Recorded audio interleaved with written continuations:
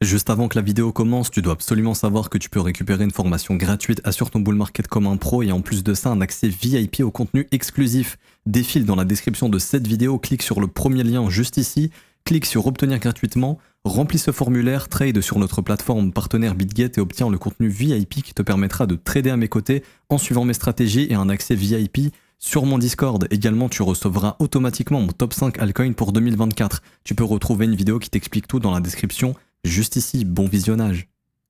Bonjour à tous, j'espère que vous allez bien. On se retrouve pour le brief du lundi 29 avril 2024. On se fera un point Bitcoin, Ethereum et vous avez choisi en commentaire aujourd'hui d'analyser ENJ. On va l'analyser du coup. Je remets en jeu Etherfi contre Optimisme OP. C'est à vous de choisir en commentaire entre ETHFI et OP. Le commentaire qui reviendra le plus gagnera l'analyse. Alors, du coup, le Bitcoin qui poursuit un petit peu dans cette forme de range ici entre ce point bas qui a été trouvé le 18 avril et ce point haut le 21 avril. Pour moi, c'est un peu le range ici. Les stops sont toujours intacts au sud, sous la zone des 59 000. Je pense qu'on finira par y aller. Maintenant, la question, c'est quand. Ça, on verra bien. Et ce qui est le plus intéressant, donc là, je commence vraiment par l'analyse daily. Ce qui est le plus intéressant, c'est la réaction du prix. C'est-à-dire que, imaginons qu'on ait une déviation réintégration. Ça serait la meilleure chose pour le Bitcoin. Ça voudrait dire qu'on vient récupérer les stop-loss, qu'ici, on a de la contrepartie qui viennent acheter ces stop-loss et ces liquidations, qu'on ait les vendeurs de breakout qui viennent shorter le marché ici, qui soient coincés, et qu'on puisse repartir dans l'autre sens pour aller récupérer tous les sommets qu'on a laissés ici. Ça serait le meilleur scénario possible, ok ? Si jamais on a un vrai break, c'est-à-dire que Bitcoin vient, casse vraiment, en fait pour moi c'est simple. Déjà, quand Bitcoin casse ici, il n'y a pas grand-chose à faire, ok ? Faut le laisser breaker s'il le fait. Comme ça, s'il réintègre, là, faut se positionner quand le marché reviendra au niveau du support, tout simplement. Comme ça, il y a un trait tout bête qui est, on rachète, on stop loss ici et on peut aller prendre le prochain mouvement, tout simplement. Parce que s'il y a un break baissier ici, et que, imaginons Bitcoin, au final, réintègre pas du tout, il pourra faire ici une continuation baissière avant un retracement un peu plus profond, ok ?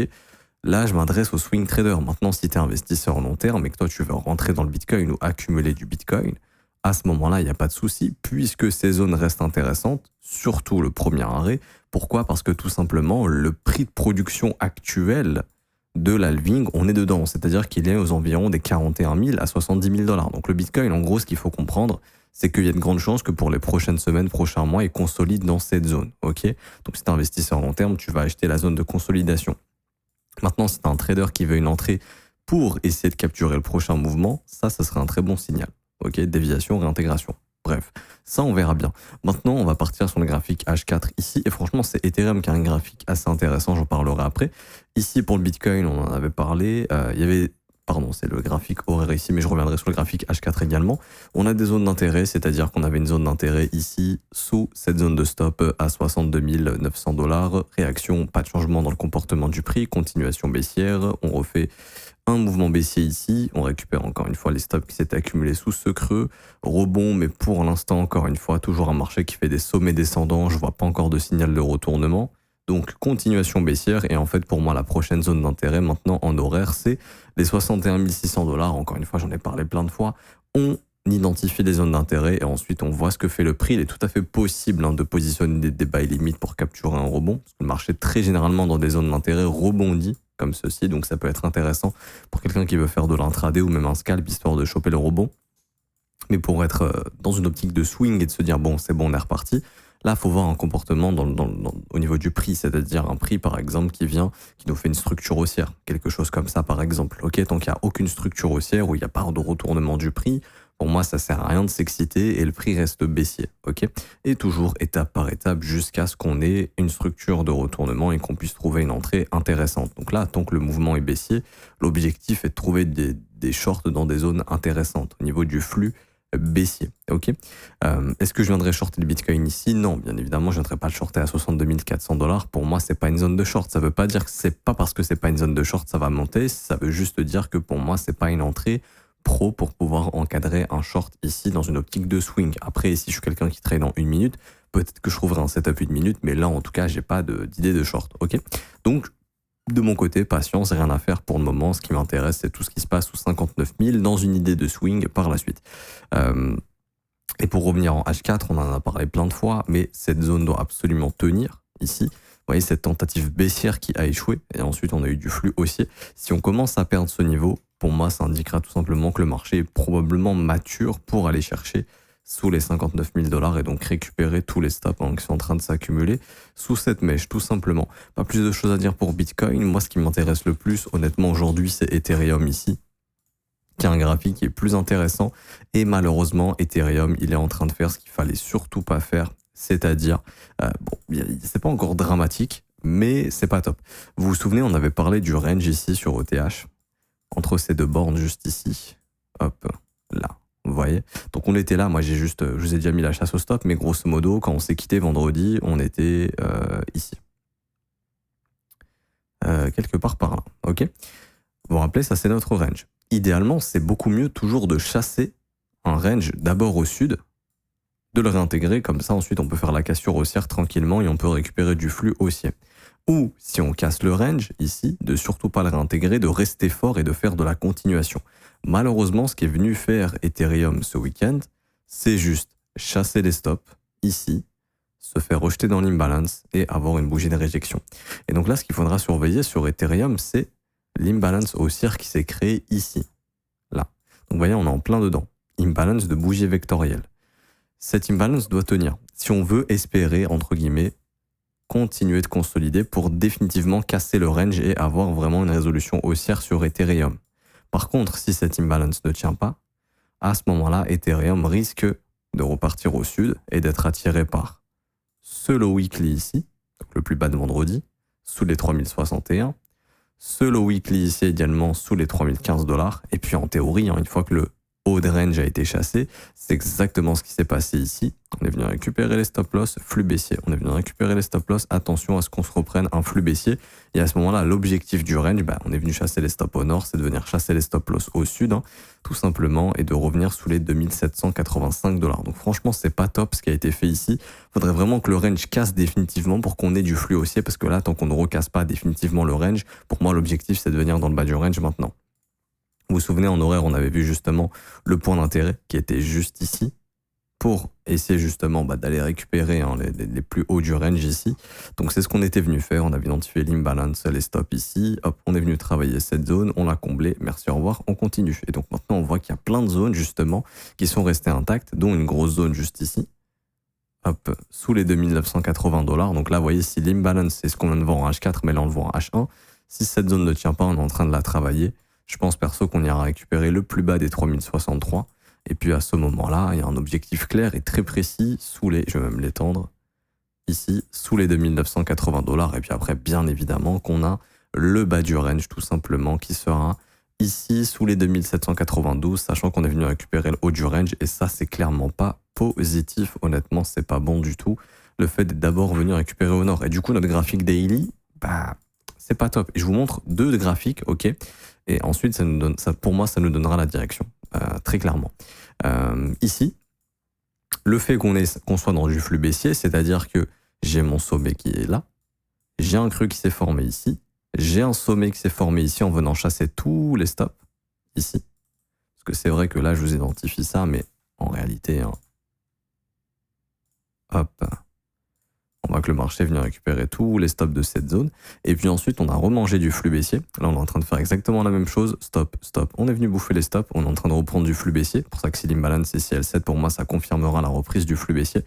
Et du coup, tout simplement, l'objectif est de suivre la dynamique du prix qui est baissière. Donc, en théorie, hop, hop, hop. Et du coup, hop, continuation baissière et objectif faire un nouveau plus bas. Si on perd cette imbalance, c'est pour ça que si jamais le marché arrive à se reprendre, c'est bien. Du coup, ça c'est le scénario daily, c'est-à-dire en gros, il y a l'imbalance baissière, c'est la zone vendeuse qui est là. On voit que le ETH s'est fait rejeter dedans. Il y a tout ce qu'il faut pour refaire du flux baissier. Ce qui pourrait sauver Ethereum, ça on s'en fout, ce qui pourrait sauver Ethereum, c'est ici la vue weekly, c'est-à-dire que je vais partir sur un autre template ici sur ETH et là en fait pour moi il y a un setup weekly qui s'est déclenché sur Ethereum et il a un gros taux de réussite, que ce soit en weekly, en horaire, etc. Je le vois très souvent, ça fonctionne très bien et son invalidation est très claire. C'est-à-dire que ici ETH en fait il est venu tester le premier arrêt, ok, et en fait le setup weekly c'est quoi, enfin le setup de continuation c'est quoi, c'est tout simplement identifier du flux haussier, donc là c'est ce qu'on a eu, ok, on a un marché qui monte, tout simplement. Il y a une consolidation du prix, très généralement comme ça. Et en gros, l'objectif, c'est d'identifier la zone de stop. Donc la zone de stop était sous cette mèche. On voit que tout simplement, le marché, ce qu'il a fait, c'est qu'il est venu consolider au-dessus de cette mèche, au-dessus de cette mèche, au-dessus de cette mèche. On a eu le déclenchement des stops ici, avec du volume. En plus de ça, bougie vectorielle. Les stops ont été déclenchés et très généralement, faut qu'on soit couvert par une imbalance. C'est exactement ce qu'on a eu ici. Le prix vient chasser les stops, vient dans l'imbalance et ensuite il repart pour faire de nouveaux sommets. Très généralement. Ce qui invalide ce setup, c'est la perte du support. Et donc là, la perte du support, pour moi, elle est claire, nette et précise. Elle est au niveau de ces corps de chandelle. Vous voyez, ça fait depuis 1, 2, 3, 4 semaines, enfin ça fait la 4e semaine, mais ça fait depuis 3 semaines qu'on n'a aucune clôture sous les 3145 $, et sous ces mèches également. Donc le support actuellement sur Ethereum, il est ici. Ok, je vais le mettre en vert pour que ça se voit bien, un vert un peu plus flashy même. On va augmenter un peu l'opacité. Voilà. Pour moi, c'est simple. Si Ethereum perd ce support en weekly, on invalide ce setup de continuation. Ça veut dire que les stops qui ont été déclenchés ici ne permettent pas d'avoir assez d'énergie pour redéclencher une vague haussière, parce que généralement c'est ce qui se passe. Par exemple, je l'ai eu ici le setup, où là on a l'impulsion, on vient bouffer les stops, on continue, ok. Je pense que je peux le trouver autre part. Après, je pense que je le trouverai en horaire, etc. un petit peu partout. Par exemple, je l'ai ici, impulsion haussière, on a une grosse consolidation, on récupère tous les stops dans l'imbalance, et là on repart ici, on rechasse une dernière fois les stops, le prix consolide, et là il part vraiment, ok. Mais là, par exemple, vous voyez, malheureusement, le support a été perdu. On est reparti faire un plus bas. Je pense que pendant le bull run, après en weekly, c'est pas un setup qu'on a souvent. Ok. Faudrait que je vous trouve un setup peut-être horaire. Enfin, j'en ai déjà parlé plein de fois dans les briefs YouTube. Là, j'ai pas forcément d'exemple. Je pense qu'en daily, on doit le voir tout simplement ici. Hein. Yes, voilà, parfaitement. Ici, vous voyez, on a le prix qui consolide, on vient récupérer tous les stops dans l'imbalance et là, on part. Ok. Et donc là, c'est notre bottom. Ensuite, le marché ne repart pas sous ses plus bas, fait de la continuation haussière. Et du coup, le support est bien maintenu. Vous voyez, le support, on revient le tester et le prix part bien. Donc là, c'était le setup ici en daily. Après, si je fais un exemple, je le trouve en horaire plein de fois. Là, je l'ai également ici, où le prix consolide. Vous voyez les petites mèches, hop, on récupère les stops, on y va. Et derrière, le support est parfaitement maintenu. Vous voyez ? Support maintenu, on y va. Donc c'est un setup qui fonctionne très bien. L'invalidation de celui-ci, c'est quand le prix casse le support qui s'est formé. Vous voyez, on a toutes les mèches, on est venu déclencher les stops, ensuite le support, on est en train de le travailler. Mais là, ça se voit beaucoup mieux en weekly. Pour moi, si Ethereum perd le support, comme je le dis, ça confirme en fait le scénario daily qui est tout simplement, on est venu récupérer les stops ici, on refait du flux baissier tout simplement. Et du coup, à ce moment-là, le support, il va céder. Et là, il faudra s'attendre à une continuation plus baissière. Et donc, à ce moment-là, l'objectif, ce serait tout simplement, si on fait un nouveau plus bas, sous les 2800 $, de venir chercher un retracement de moitié et de venir combler le reste des imbalances, en fait, tout simplement. Donc, le prochain objectif, ce sera ici, les 2480 $, tout simplement. Et de venir combler les imbalances qui restent. Vous voyez, il y a encore des gros morceaux d'imbalance. Et pour moi, ça sera notre zone de bottom, très probablement. Du coup, ça voudrait dire qu'on serait en train de pricer actuellement un refus des ETF Ethereum d'ici le mois de mai. En gros, la technique a déjà de l'avance sur le fondamental. C'est-à-dire qu'on est déjà dans du flux baissier, on est venu chercher la zone qu'il fallait venir déclencher pour récupérer les stops de tout le monde sur ces dernières semaines et faire de la continuation baissière ici. Et donc là, en gros, avec un refus d'ETF bientôt sur Ethereum. Ok. Et du coup, l'objectif, ce sera de venir récupérer tous les plus bas sous les 2780 $ et donc de faire du flux baissier. En revanche, ce qui serait positif, comme je dis, c'est de maintenir cette imbalance et de vraiment casser.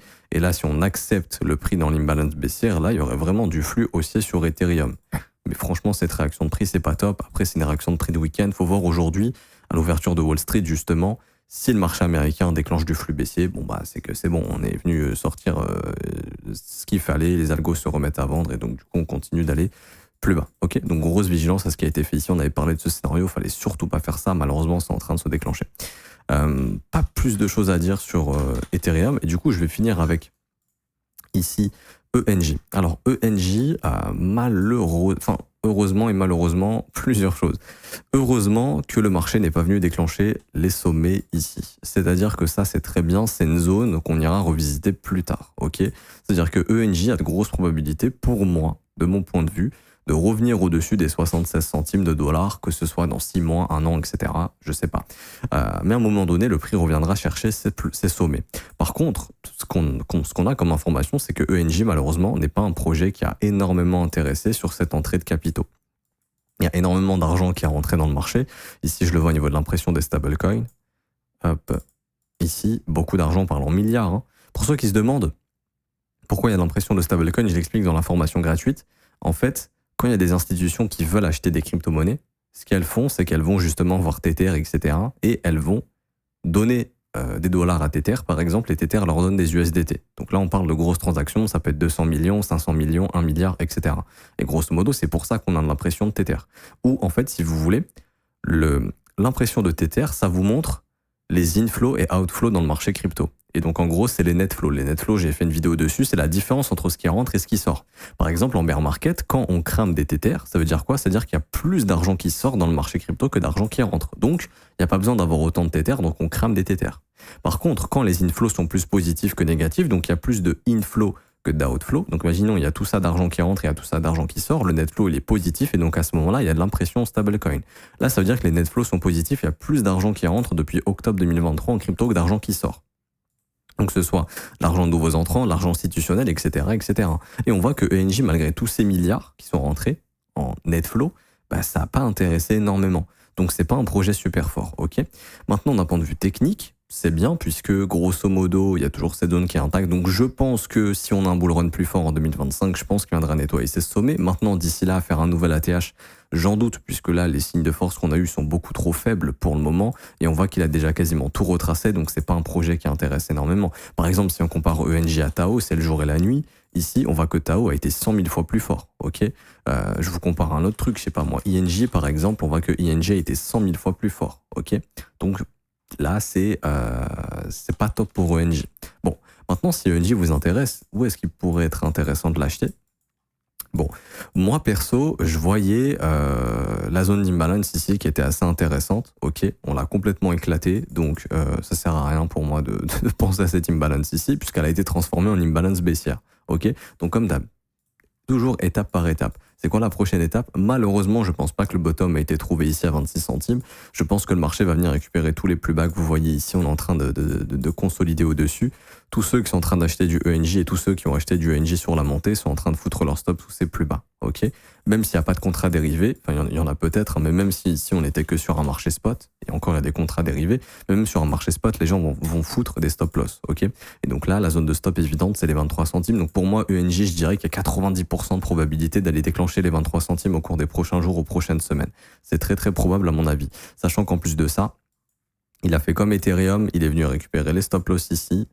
Il s'est fait rejeter dans l'imbalance précédente. Pour moi, il y a tout ce qu'il faut pour faire la continuation baissière et de venir déclencher toute cette zone de stop que vous voyez du coup ici sous les 23 centimes. C'est très probable. Ok, ça sera la prochaine zone d'intérêt pour combler le dernier morceau d'imbalance qui reste ici. Parce qu'en fait, ENJ il est venu déjà chercher tous les stops qu'il y avait au sud. Donc il n'y a pas besoin d'aller chercher plus de stops que ça. Ok. En revanche, bah, si jamais cette zone ne tient pas, à ce moment-là, ce sera un nouveau plus bas. Il faudra aller chasser le plus bas de 2023, tout simplement, sous les 20 centimes. Et on fera ce qu'on appelle un ATL, un all-time low. Enfin, ici, ce ne sera pas vraiment le all-time low, mais on fera encore un nouveau plus bas comparé au bear market précédent. Et ça montrera vraiment que c'est un projet qui n'est pas du tout fort. Et à ce rythme-là, vu que toutes les imbalances ont déjà été travaillées ici, puisqu'il y avait ces mèches qui couvraient, je vois tout simplement cette zone en fait de creux égaux, hein, que le marché viendra déclencher au niveau des 10 centimes si vraiment il y a de la poursuite baissière ces prochaines semaines et qu'on a un été de retracement. Donc pour moi, de mon point de vue, ENJ c'est vraiment évité. Je trouve pas que ce soit un bon investissement. Certes, le prix est très intéressant, mais d'un point de vue performance, c'est mauvais. Clairement, c'est mauvais. C'est beaucoup mieux d'holder du Bitcoin que d'holder du ENJ, encore une fois. Parce que déjà, ça a moins performé que Bitcoin, si vous regardez bien. Depuis octobre 2023, on a fait 235%. Alors peut-être que c'est un peu plus performé que BTC, ici, et c'est très probable, même si je regarde depuis octobre. Je pense pas qu'on soit à plus de 200%, on est à 175, donc de ce point de vue-là, je suis d'accord.